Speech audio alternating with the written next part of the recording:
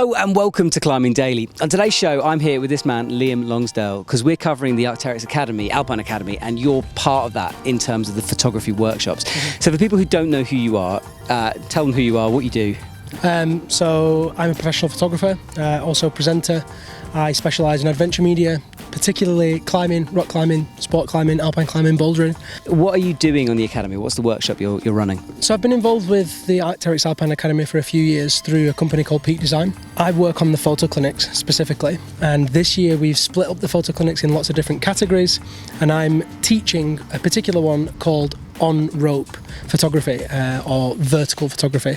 The idea being teaching people that can use a camera already to take those skills into the vertical environment. So kit-wise, you brought a lot of stuff with you, and as a photographer myself, I love getting geeky about this stuff. So what do you bring with you on a shoot? Let's say you're on a cliff, it's going to be ropes involved. What kind of stuff do you have? I mean, aside from climbing equipment, rope ascending, descending equipment, which I guess is kind of a given, there's some like particular photography based pieces that I use, and those are a lot of the times to do with Peak Design. That's one of the reasons that I'm here. So this is the Leash, Peak Design Leash, and I use this as a safety leash. It's actually multifunctional, so you can use it as a camera strap, but I use it on my body like this, tying it up, so if I invert, hanging upside down to try and get a picture or whatever, it won't come off.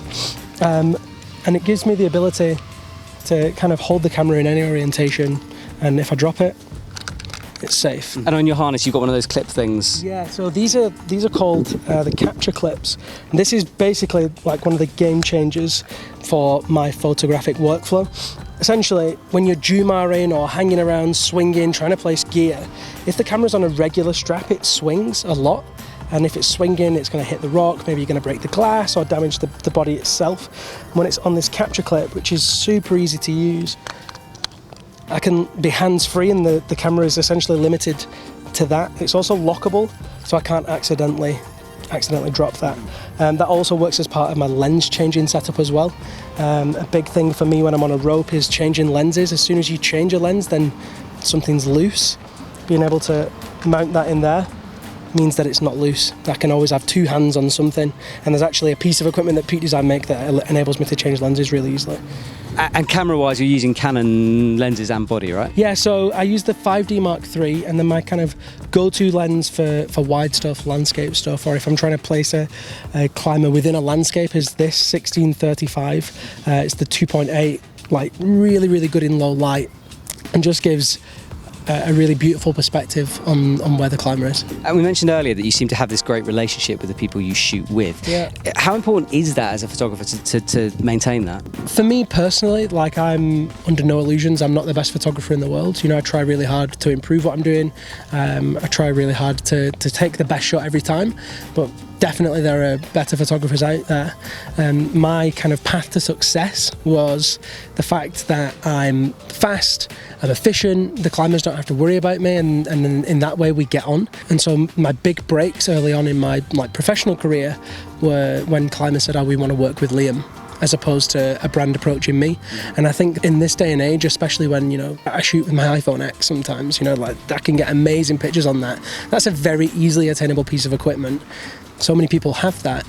How I differentiate myself is it's the relationship, I guess. And going back to gear-wise, we've got the tripod over there. That's something I've seen on your social media, that you're a big supporter of this brand, right? Yeah, so these guys are a British company called Three Legged Thing, but aside from the fact that they're a British company and, you know, like I work with them really closely, again, it's to do with integration of kit. So the Peak Design plate on the bottom of my camera directly will fit into the tripod. So I don't have to do any changing or anything like that. Like, that's it, it's set up, it's ready to go. And that, you know, again, it's efficiency. Whilst that might seem like a small thing, if you have to change a head or you have to add a plate or something like that, that could be an extra couple of minutes. That's time that a climber's got to wait. So, you know, having that efficiency is important for me. So starting off in your early career, obviously you were saying that climbers started asking for you. Yeah. What were your first shoots like? Did you just go out and shoot your mates and then sort of progress it from there? Like, how did you start? Well, I used to work in the outdoor industry in sales and marketing, so I had a little bit of perspective on what photographers were required to provide, if you like. then I had a really close relationship with athletes through that brand, and ended up just working with them kind of by accident. And they liked what I was doing, so I ended up working with them, and then I made friends with other people through other ways, and it kind of snowballed. I was very deliberate about what I did, but yeah, I guess I couldn't have predicted how well it went, how quickly. You have a very good social media presence. How important is that as a photographer, and in just the general climbing media world that we live in at the moment? Do you know what? I don't think it's actually that important. For me, it's actually very important. But in general terms, there are brilliant, very successful professional photographers out there that don't use Instagram, or Facebook or whatever platform that is. Because I mix between photography and presenting, and kind of almost cross the line into athlete in some ways as well, through the way that I train and through the stuff that I do, social media becomes a really big part of that. Personal brand becomes a big part of that. And so, yeah, I use social media quite intensely, but it's definitely not an essential thing. You don't have to have 10,000 followers to be a professional photographer. Mm-hmm. So your Instagram and all your other social media stuff is linked in the description below, so if people want to check it out, they can do.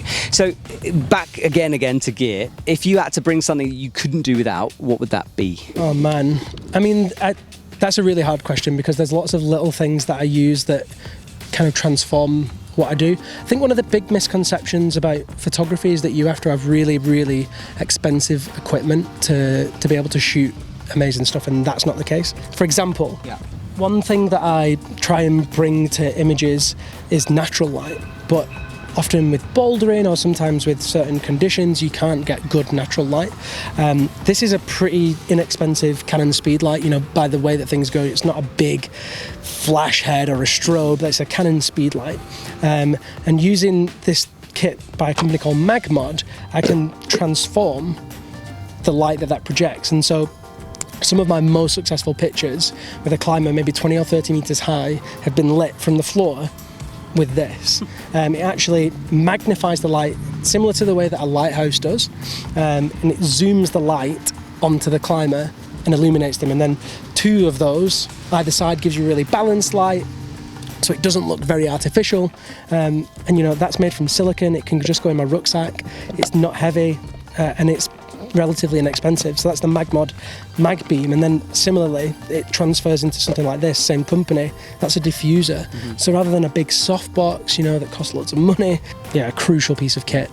And in terms of, if you had to give any advice as someone who's progressed, to someone who's starting out, they think they're pretty good, what would you suggest they do to eventually make it?